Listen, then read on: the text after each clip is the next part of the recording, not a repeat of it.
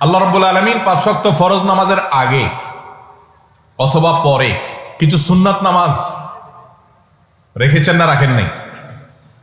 এই সুন্নাত নামাজগুলো কেন? এগুলো হলো মূল ফরজ নামাজের জন্য রিহার্সেল, প্রস্তুতি, ওয়ার্ম আপ, আগে থেকে প্রিপারেশন নেওয়া।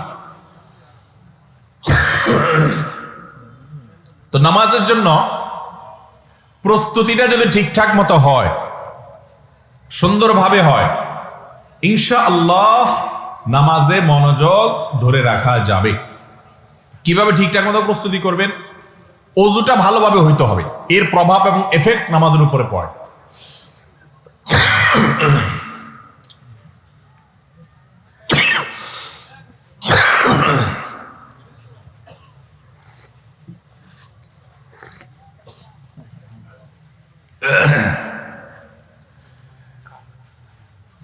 নামাজের আগে যে আমরা ওযু করি, এই ওযুটা যদি সুন্দর হয় তাহলে নামাজের মধ্যে মনোযোগ থাকে। নবী করিম সাল্লাল্লাহু আলাইহি সাল্লাম ওযুর যত নির্দেশ দিয়েছেন সব নির্দেশেই তিনি একটা শব্দ বলেছেন, তা হলো আসবিগুল ওযু, ইসবাগুল ওযুর কথা বলেছেন। ইসবাগুল ওযু মানে হলো ওযুকে সবচেয়ে সুন্দরভাবে করা, উত্তম রূপে করা। উত্তম রূপে ওযু আবার কি? ওযু নিয়ে একটা দীর্ঘ আলোচনা আমাদের আছে, অনলাইনে দেখে নিতে পারেন আপনারা। উত্তম ওযু মানে হলো ওযুতে কোনো অঙ্গ প্রত্যঙ্গ যেন শুকনো না থাকে, খুব ভালোভাবে খেয়াল করা। ওযু করতে গিয়ে পানি এতগুলো অপচয় করলেন, সেটাও সুন্দর ওযু হলো না। সুন্দর ওযু বলতে যা বুঝায়, আল্লাহর নাম নিয়ে বিসমিল্লাহ বলে ওযু শুরু করলেন, প্রত্যেকটা অঙ্গ প্রত্যঙ্গ ঠিকঠাক মতো ধুইলেন, ফাঁক ফোকরগুলো সবগুলাতে পানি পৌঁছাইলেন, এরপরে আপনি নামাজের জন্য গেলেন।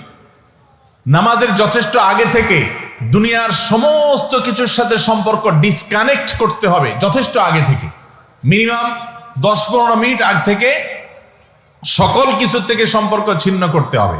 তাহলে ইনশাল্লাহ নামাজে মনোযোগ আসবে। আপনি মসজিদে বসেও যদি মোবাইল টিপতে থাকেন আর নামাজের একামতের আগ মুহূর্ত মোবাইল হাতে থাকেন এবং দুনিয়াবি বিভিন্ন বিষয়ে হাবুডুবু খান, কেউ মোবাইলে কোরআন তেলাওয়াত করে সেটা ভিন্ন কথা। আপনি মোবাইলে ফেসবুক, ইউটিউব এগুলো ঘাটাঘাটি করতেছেন, একামত দিছে আর এবার পকেটে রেখে দাঁড়াইছেন। তো আপনি আগেও দুনিয়াতে ডুবেছিলেন, নামাজের পরেও দুনিয়াতে ডুববেন যাইয়া, মাঝখানে 4-5 মিনিট মনোযোগ কোনোদিনই থাকবে না। এই জন্য মিনিমাম 10-15 মিনিট আগে থেকে মোবাইলটা বন্ধ করে, সাইলেন্ট করে, একেবারে অন্য সকল জগতের সাথে সম্পর্ক ছিন্ন করে আল্লাহকে স্মরণ করে আল্লাহর সাথে কথা বলা এবং প্রস্তুতি নেওয়া দরকার যে আমি নামাজে যাচ্ছি। তাহলে ইনশাআল্লাহ নামাজে মনোযোগ থাকবে। আগে থেকে যথাযথভাবে সময় নিয়ে নামাজের জন্য অপেক্ষা করতে হবে এবং সবকিছুর সাথে সম্পর্ক ছিন্ন করতে হবে। নাম্বার 2, দ্বিতীয় কাজ হলো নামাজের মধ্যে আমরা কি পড়ি বেশিরভাগ মানুষই আমরা বুঝি না, মন্ত্রের মতো শুধু পড়ে যাই। একেবারে আল্লাহু আকবার থেকে নিয়ে আসসালামু আলাইকুম ওয়া রাহমাতুল্লাহ পর্যন্ত প্রত্যেকটা রোকনে আমি কি বলছি, আল্লাহকে কি নিবেদন করছি। অনেক জায়গায় আমি আল্লাহর কাছে চাইতেছি, কি চাইতেছি আমি নিজেও জানি না। অনেক জায়গায় আমি আল্লাহকে সম্বোধন করে বলছি, হে আমার আল্লাহ, হে আমার রব, আমি তখন অন্য কোনো ধান্দায় আছি, জানিও না। তো এই জন্য নামাজের ভেতরে আমরা যে সমস্ত দোয়া, দুরুদ, সূরা, কেরাত, তাসবিহ, তাহলিল পড়ি, এগুলোর অর্থ জানতে হবে। অর্থ জানা কোনো কঠিন কিছু না, একেবারে সহজ। আপনি একদিন মসজিদের ইমাম সাহেবকে বললে আপনাকে অর্থগুলো ধরাই দিবে। কমন যে কয়টা সূরা পড়েন সেগুলোর অর্থগুলো দেখে নেবেন, সূরা ফাতিহার অর্থটা একটু দেখে নেবেন এবং সেগুলাকে মনে মনে চিন্তা করবেন আপনি কি বলতেছেন আল্লাহকে। তাহলে ইনশাআল্লাহ মনোযোগ থাকবে। মনকে একটা ডিউটি দিতে হবে। ডিউটি যদি না দেন সে তো অন্যদিক ছুট দিবেই। ডিউটি দিবেন কি, যে তুমি কি পড়ছো সেটা বুঝতেছো কি না। না বুঝলে নামাজের পরে ইমাম সাহেবের কাছে যা বলবো, হুজুর এইটা আজকে যে সূরা পড়লেন এখানে কি বলছে বা এই দোয়াটার অর্থটা কি। আর যদি বুঝেন তাহলে এটাকে স্মরণ করবেন যতটুকু বুঝেন, ইনশাআল্লাহর মাধ্যমে নামাজে মনোযোগ আসবে। 3 নম্বর কাজ হলো মনোযোগ নষ্ট হতে পারে এমন সমস্ত দুয়ার বন্ধ করা। কথার কথা, নামাজের সামনে এমন জায়নামাজ নিয়ে দাঁড়াইলেন আপনি, যে জায়নামাজ অনেক চাকচিক্যপূর্ণ, আপনার মনোযোগ নষ্ট করে। নামাজে দাঁড়াইলেন, পেটে প্রচন্ড ক্ষুধা, এদিকে খাবার ডাইনিং টেবিলে রেডি করে রাখা আছে, তখন আপনার মন যাবে খানার দিকে, এটাই স্বাভাবিক। এই জন্য সুন্নত হলো কেউ যদি খুব বেশি ক্ষুধার্ত থাকে তাহলে সে আগে খেয়ে নিবে, তারপর নামাজ পড়বে, যাতে মনোযোগ নষ্ট না হয়। এখন আমাদের কাছে নামাজটা হলো বোঝা, নামাজটা পড়ে ফেলি, ঝামেলা শেষ, এরপরে আরামসে খাবো।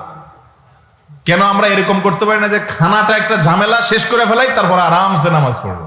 এটা হওয়া উচিত। কথা কি বুঝাতে পারছি?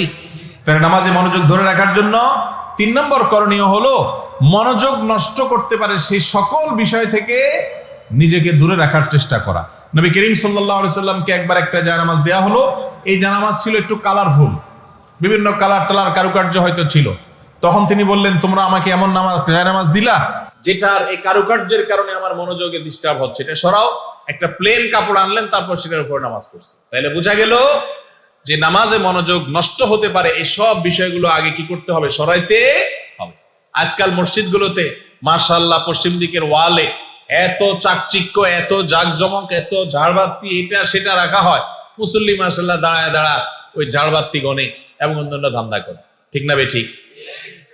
নামাজে মনোযোগ সৃষ্টির জন্য 4 নম্বর কাজ হলো কিছুটা বৈচিত্র্য আনা। সূরা কেরাত এবং দোয়া দুরুদের মধ্যে কি করা ভাই? বৈচিত্র্য আনা। বৈচিত্র্য আনা মানে বুঝেন, রুকুতে তাসবিহ আমরা একটা শিখছি ছোটবেলায়, সুবহান রাব্বিয়াল আযীম। অথচ এই সুবহান রাব্বিয়াল আযীম ছাড়াও আরো বিভিন্ন তাসবিহ নবীজি সাল্লাল্লাহু আলাইহি সাল্লাম রুকুতে পড়তেন। আমরা শুধু একটা শিখছি। সুবহান রাব্বিয়াল আযীম শিখতে কত সময় লাগে? এটা বাচ্চাও তো পারে, 2 বার শুনলে 3 বার শুনলে মুখস্থ হয়। রুকুতে আরো তাসবিহ আছে, সেই তাসবিহগুলো শিখেন। সিজদাতেও সুবহান রাব্বিয়াল আলা ছাড়া আরো তাসবিহ আছে, এগুলো শিখেন। সুবহান কুদ্দুস রব্বুল মালাইকাতি ওয়ার রূহ, এটাও একটা তাসবিহ। নবী করিম সাল্লাল্লাহু আলাইহি সাল্লাম এটাও মাঝে মধ্যে পড়তেন। সুবহানাল্লাহি ওয়া বিহামদি। রুকুতে সিজদাতে যে সমস্ত তাসবিহ নবী করিম সাল্লাল্লাহু আলাইহি সাল্লাম পড়তেন, একটা নয়, সেটা কয়েক আইটেমের। ইমাম সাহেবকে জিজ্ঞাসা করবেন, হুজুর রুকুতে কি কি তাসবিহ, কয় আইটেমের তাসবিহ আছে? সিজদাতে কয় আইটেমের তাসবিহ আছে? একদিন সুবহান রাব্বিল আযীম পড়েন, একদিন সুবহান কুদ্দুসুন পড়েন, একদিন অন্যটা পড়েন। মোটামুটি যখন বৈচিত্র্য আনবে সূরার মধ্যে, সূরা ফাতিহা তো চেঞ্জ করা যাবে না, এটা তো নামাজ হবে না। সূরা ফাতিহা তো বাধ্যতামূলক। এর পাশাপাশি অন্য সূরা যেটা পড়বেন ওই কমন, বেশিরভাগ লোককে জিজ্ঞাসা করলে দেখা যায়, বা বেশিরভাগ লোকের ক্ষেত্রে দেখা যায় যে সূরা কাফিরুন আর সূরা কুল হুয়াল্লাহ বা ইন্নাতাইনা আর কুল হুয়াল্লাহ দিয়ে শর্টে মেরে দেয়। ঠিক না বেঠিক? কুল হুয়াল্লাহ সূরাকে মহব্বত করলে অনেক সওয়াব হবে।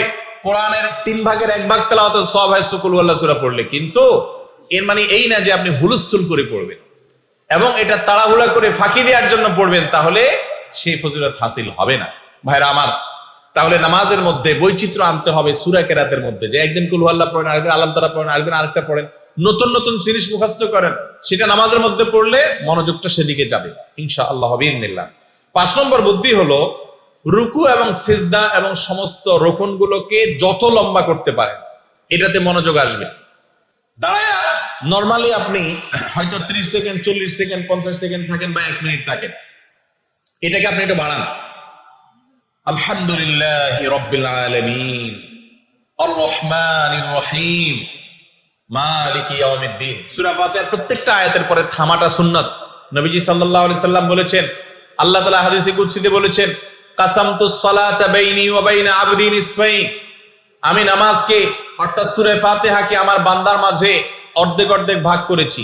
বান্দা যখন আলহামদুলিল্লাহ রাব্বিল আলামিন পড়ে, আল্লাহ জবাব দেন। আবার রহমানুর রহিম পড়ে, আল্লাহ জবাব দেন। মালিক ইয়াউমিদ্দিন পড়ে, আল্লাহ জবাব দেন। আপনি ওই কথা যদি চিন্তা করেন যে আমার প্রত্যেকটা আয়াতের শেষে আল্লাহ জবাব দিচ্ছে, তাহলে আপনি টান দিয়ে আলহামদুলিল্লাহ রাব্বিল আলামিন আর রহমানির রহিম মালিক ইয়াউমিদ্দিন ইয়াকা না'বুদু ওয়া ইয়াকা নাস্তাঈন ওয়ালাদ দাল্লিন আমিন এক নিঃশ্বাসে পড়বেন। আর আমাদের তো হাফেজ সাহেবরা রমজান মাসে এক নিঃশ্বাসে সূরা ফাতিহা পড়লে বলে মাশাআল্লাহ, বাপের বেটা। এটা বাপের বেটা না, এটা মায়ের বেটা। তাড়াহুড়া করে পড়তে পারার ভিতরে কোনো কল্যাণ নাই। যত ধীরে ধীরে পড়তে পারেন তত ভালো। তো যাই হোক, 5 নম্বর বলছিলাম যে রোকনগুলাকে লম্বা করা। ধীরে ধীরে আয়াত পড়ে একটু থেমে আবার একটা আয়াত পড়লেন, এভাবে সময় নিয়ে পড়লেন। এরপরে ধীরে ধীরে আস্তে করে রুকুতে গেলেন। আমরা যেভাবে যাই, রুকু থেকে উঠে রুকু যাওয়ার সময় ধমাস করে চলে যাই, আবার ধপাস করে উঠে যান। ওই যে হিজবুত তাওহীদের লোক আছে কতগুলা, এগুলার নামাজ ফেসবুকে দেখা যায়। এরা নামাজ পড়ে আর্মিদের ট্রেনিং এর মতো, লেফট রাইট ধপাস ধপাস করি। এর নামাজ দেখলে সাধারণ কোনো মানুষ দেখলেও ভয় পাবে যে মনে হয় মারামারির কোনো ট্রেনিং নিতেছে। অথচ সালাতের মধ্যে হবে আল্লাহ রাব্বুল আলামিনের আজমত। খুব ধীরে ধীরে রুকু, খুব ধীরে ধীরে রুকু থেকে উঠা, আমি আল্লাহর দরবারে আসি। খুব আস্তে আস্তে সিজদা যাওয়া, সিজদা থেকে উঠে খুব সময় নিয়ে বসা, এটা হলো সুন্নাত। মনোযোগ ধরে রাখার জন্য যত সময় দিবেন রুকুতে, দাঁড়ানো অবস্থায়, বৈঠকে, সিজদাতে, 2 সিজদার মাঝখানে যত লম্বা সময় দিবেন মনোযোগ তত থাকবে ইনশাআল্লাহ। এটা পরীক্ষিত। 6 নম্বর আমল হলো পুরো নামাজের মধ্যে কিন্তু আল্লাহকে আমরা সম্বোধন করি, পুরো নামাজের মধ্যে আমরা আল্লাহরে সম্বোধন করি, মানে আল্লাহকে লক্ষ্য করে কিছু বলি। দাঁড়ান অবস্থায় বলি কি, ইয়্যাকা না'বুদু ওয়া ইয়্যাকা নাস্তাঈন, আল্লাহ তোমারই ইবাদত করি, তোমার কাছেই সাহায্য চাই। যে তোমার কাছে মানে আল্লাহকে আপনি একটা কথা বলতেছেন, এই যে বলতেছেন এই টাইমটাতে আপনি আল্লাহকে স্মরণ করবেন। হ্যাঁ, আল্লাহ আপনাকে দেখছেন, আপনি ইবাদত করছেন, আল্লাহর সামনে আপনি দাঁড়িয়ে এখন বলছেন ইয়্যাকা না'বুদু, আল্লাহ শুধু তোমারই ইবাদত করি এবং তোমার কাছেই সাহায্য চাই। আল্লাহর সাথে কথা বলবেন, এটা বলার সময় কথা বলার নিয়ত করবেন যে আল্লাহর সাথে আমি কথা বলতেছি। সিজদাতে যখন যাবেন, রুকুতে যখন যাবেন, সুবহান রাব্বিল আযীম, আমার মহান রব তোমার পবিত্রতা আমি জ্ঞাপন করছি, আল্লাহর সাথে কথা। সামি আল্লাহু লিমান হামিদা, রব্বানা ওয়া লাকাল হামদ, হে আমার রব আপনার জন্য প্রশংসা, এই যে আল্লাহর সাথে কথা বলতেছেন। আবার সিজদা দিয়া সুবহান রাব্বিয়াল আলা, হে আমার মহান রব আপনার পরিচয় বর্ণনা করতেছি, আল্লাহর সাথে কথা বলতেছি। সিজদা থেকে উঠে বলতেছেন রব্বিগফিরলি ওয়ারহামনি ওয়াহদিনি ওয়াআফিনি ওয়ারফানি ওয়াজবুরনি ওয়ারযুকনি, হে আমার রব প্রতিপালক আপনি আমাকে মাফ করেন, আমার প্রতি রহম করেন, আমার ক্ষতিপূরণ করেন, আমাকে রিজিক দান করেন, আমার মর্যাদা বুলন্দ করেন। এই যে আল্লাহর সাথে কথা বলতেছেন দুই সিজদার মাঝখানে, এই টাইমগুলোতে আল্লাহর সাথে কথা বলার নিয়ত করেন, মনকে ডিউটি দেন, আল্লাহর সাথে কানেক্টেড করার চেষ্টা করেন যে তুমি আল্লাহর সাথে কথা বলতেছো, কানেকশন আল্লাহর সাথে যেন যুক্ত হয়। এইভাবে গোটা নামাজের মধ্যে যত দুরুদ, দোয়া, সূরা আছে সবগুলোর অর্থ আল্লাহকে সম্বোধন রেখে আল্লাহর সাথে কথা বলা। এই জন্য মুসলিমের হাদিসে আসছে নামাজটা এটা হলো মুনাজাত মা আল্লাহ, আল্লাহর সাথে বান্দার কথোপকথন, আল্লাহর সাথে কানেকশনের সবচেয়ে মোক্ষম উপায় হলো নামাজ। এই জন্য সেই দিক মাথায় রেখে দোয়া, দুরুদ, জিকির, আজকার গুলো আল্লাহকে নিবেদন করছেন, আল্লাহর সাথে কথা বলতেছেন, এই মানসিকতায় নামাজ পড়ার চেষ্টা করবেন, ইনশাআল্লাহ নামাজে মনোযোগ থাকবে। 7 নম্বর এবং সর্বশেষ পয়েন্ট হলো নামাজের মধ্যে মনোযোগ ছুটে গেলে, নামাজের মধ্যেই যখন মনে হবে আরে আমি এই চিন্তা করতেছি, এটা করা উচিত না, সাথে সাথে নিজেকে শাসন করেন, এটাকে বলা হয় আত্মশাসন। শাসন করে মনে মনে নিজেকে ভৎসনা দেন যে মন তুই কোথায় গেছিলি, এটা তো উচিত হয়নি, আল্লাহর সামনে দাঁড়িয়ে আছো। নামাজের মধ্যে যদি উল্টাপাল্টা করে কেউ, মনোযোগ নাই, ধীরস্থিরতা নাই, নামকেও আসতে শুধু ডিউটি পালন করে চলে আসে, এই নামাজ ওই নামাজিকে জাহান্নামের আগুন থেকে বাঁচাতে পারবে। আল্লাহ বলেছেন ফাওয়াইল, ধ্বংস জাহান্নাম ওই নামাজি ব্যক্তির জন্য যে নামাজ পড়ে কিন্তু অলসতা আছে, উদ্দেশ্যনীয়তা আছে, অবহেলা আছে। অতএব এই বিষয়গুলো মাথায় রেখে মনোযোগ চলে গেলে সাথে সাথে মনকে আবার কান ধরে টেনে নিয়ে আসতে হবে। এবং কোনোদিন নামাজ শেষ হয়ে গেল মনোযোগ দিয়ে হয় নাই, নামাজটা যদি সুন্নত নামাজ হয়, নফল নামাজ হয়, তো আবার পড়েন। এটা হলো নিজেকে নিজে শাসন করা, জরিমানা আরোপ করা, যে মন কেন তুই বাইরে বাইরে ঘুরে বেড়াইছস, আবার পড়বো। মনোযোগ এবারও পুরোপুরি ধরে রাখতে পারেন না, 50%ও পারেন নাই, নফসরে বলেন যে কাজ টাজ পরে আবার পড়। নামাজের চাইতে বড় কাজ মুসলমানের কাছে আর হতে পারে না। ভাইরা আমার, এই হিসাবটাই কিয়ামতের দিন সর্বপ্রথম নেওয়া হবে। এই হিসাবটা যদি আপনার ঝামেলা মুক্ত দিতে পারেন, সামনের রাস্তা সব ক্লিয়ার এবং পরিষ্কার। আল্লাহ তাআলা আমাদের সকলকে এমন নামাজ পড়ার তৌফিক দান করুন যে নামাজের বাহিরও ঠিক আছে, ভেতরও ঠিক আছে, খুশুও আছে, খুজুও আছে। আবারও বলছি, বাহির ঠিক মানে হলো নামাজের বডি স্ট্রাকচার ঠিক থাকার মানে হলো সবগুলোকে ঠিকঠাক মতো, রুকুকে ঠিক মতো করা, দান ওটা সোজা, অনেকে সোজা দাঁড়ায় না, এই কল্লাটা একটু উঠে আবার দেয় দৌড়। এটা হলো মুরগির ঠোকরের মতো, মুরগি এক ঠোকর দিয়ে কল্লাটা সোজা করে না, কিন্তু কোন রকম উঠে আরেকটা ঠোকর মারে। নবী করিম সাল্লাল্লাহু আলাইহি ওয়াসাল্লাম বলেছেন, নামাজের মধ্যে যারা এরকম করে, রুকু থেকে উঠে সোজা পুরোপুরি না হইতে দৌড় দিছে, আল্লাহর কসম এরকম নামাজ যদি পড়ে সে নামাজ হবে না, হবে না, হবে না। এই ব্যাপারে সারা পৃথিবীর কোনো আলেমের দ্বিমত নেই যে সোজা হয়ে দাঁড়ায় নাই, রুকু থেকে কল্লাটা উঠে দেয় না, উঠে দৌড় দিছে, তার নামাজ কোনোদিনই হবে না।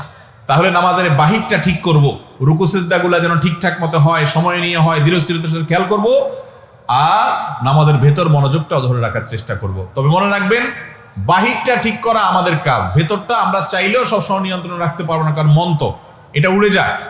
আপনি আপনার নামাজের বাহিরটা যদি ঠিক রাখতে পারেন, ইনশাআল্লাহ আল্লাহ তাআলা ভেতরটা ঠিক রাখার সহজ করে দিবেন আপনার জন্য। চেষ্টা করবো তো ইনশাআল্লাহ সবাই। আল্লাহ রাব্বুল আলামিন আমাদের সকলকে এমন নামাজ পড়ার তৌফিক দান করুন যে নামাজ আমাদের দুনিয়া আখিরাতে আমাদের কাজে আসবে। নামাজ পড়লাম ভাইরা আমার এত কষ্ট করে, কিন্তু কাজে আসলো না, তাহলে এই নামাজ পড়ে কি লাভ হলো?